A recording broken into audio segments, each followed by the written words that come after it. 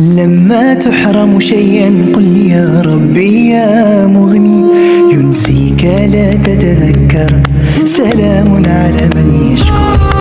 السلام علیکم دوستان عزیز، امیدوارم همگیتون خوب هستین. خوبی شما آرزوی همیشگی من از تماشابینان عزیز. امروز روزی خرسندی ما دوستان عزیز.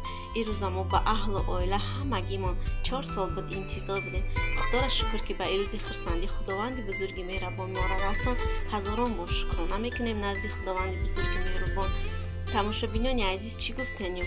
خداوند بزرگ مهربان کسانی که همه روز خرسندی انتظارن، خداوند همگی شما را به همه روز خرسندی و به همه روزا رسونه. شما هم همه روزای خرسندی را بینین و گذرانید و همه آرزوی دلتون رسین. تماشابینان عزیز، خداوند بزرگ مهربان یگان کسان امید کردگی نیست، یگان بندش فقط صبر ایما صبر کردیم همش انشالله خوب میشه. تماشابینان عزیز، تماشابینان عزیز، ما سری کمتر بر وقت اومدیم رودم، همه چیزا را خریدیم، پوفک و لنت و میشکچه همه چیزا گرفتیم و آمده ماشین همینجا دا سوز کردیم در پیش ردم برای جیانچه را پیش روز گرفتن شروع کردیم بگیم فاسونی کرده. گفتیم جیانه ردم بروریم وزی نصیب کرده باشه کودک جواب میتین لیبوس همه چیزشو آوردیم دادیم. اکی انتظاریم که کودک جواب تین گیریم رویم. یکم معرکه ما که تماشابینان عزیز ما با اهل و عائله گذراندیم همین خرسندی را. وقتی که توی تماشا میشید ما در مسکو بودم، همه خانگی در تاجیکستان توی تماشا را میگذراندم.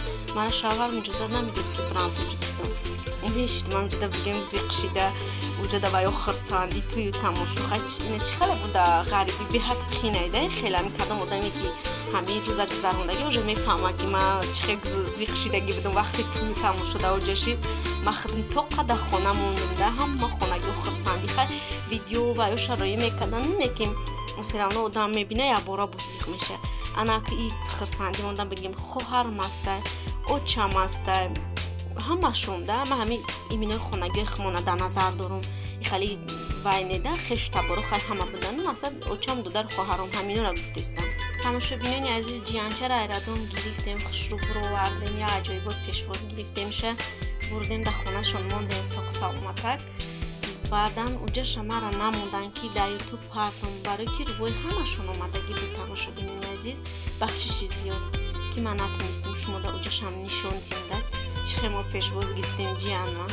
انا ایجاش باشه دیم روزی خرسندی ما. تماشابینان عزیز پیشی اوچم بگیم اینجا جای کاری اوچم گوسپان گرفتن و معرکه کردن در جای کارشون.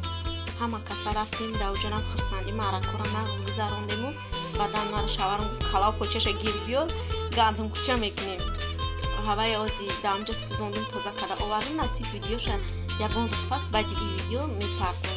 تماشابینان عزیز نینی دوای گرفتن گواره خریدن این مسکو در گواره میفروختن کازیسه همینجا وای گرفتن گواره شدن که گواره که نمیشه گواره نغزایده چین زمین ده و بسیار پمپیس پشوندن و دک ده زوال داره برای هوای گواره بندان کدن و چم اینو هم رفتن. مرا گفتم بیا که مرا شوهرم نموندن. من قریب 3-4 روز بگیم فقط دمی گشتن مهمانی و بعد گفتم که ایش ده نمیروی نموندن و خیلی چم همه چیزای گواره بندان گرفته ایمدن ولی نصیب بیایم میوره که چیزای گواره بندانن. تماشابینان عزیز بلاگ تو پیش تماشا کنین، دستگیری فراموش نکنین. دستگیری شما پیش روی محل تماشابینان عزیز.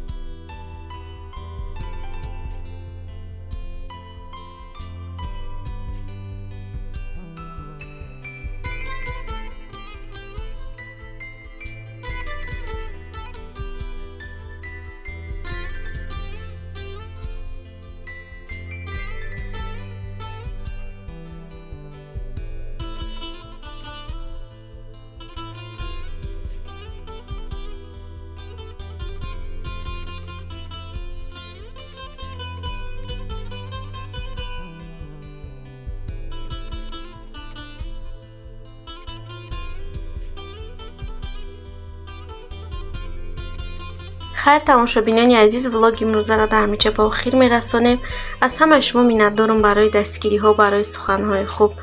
کسانی که ابونه شدگی نیستن یعنی که подписаться کردگی نیستن подписаться کنین، لایک کامنت را فراموش نکنین. دوستان عزیز دستگیری شما پیشروی ما هست.